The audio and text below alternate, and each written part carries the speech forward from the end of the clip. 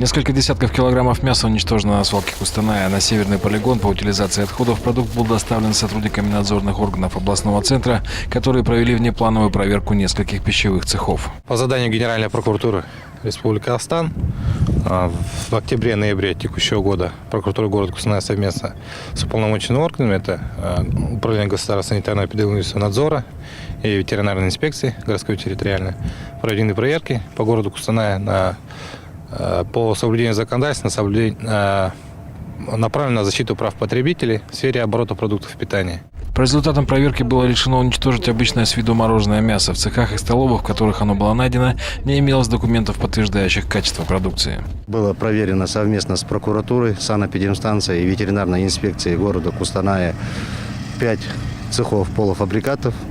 Также было проверено 9 садиков, из них 6 садиков были с нарушениями, тоже пищевой продукция у них принята была без документов, со сроком реализации негодной. В мясе, найденном в цехах, была обнаружена кишечная палочка, попадание которой в организм человека грозит как минимум пищевым отравлением.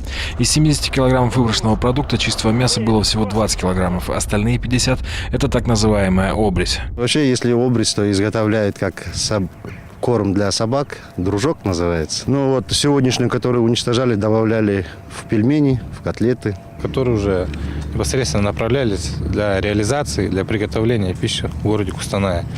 И, по сути, пресекли, что 70 килограмм некачественного мяса не попало, что повлекло в дальнейшем отравление граждан. Учреждения были оштрафованы более чем на 300 тысяч тенге. Однако, по словам сотрудников уполномоченных органов, это не все результаты проведенных проверок.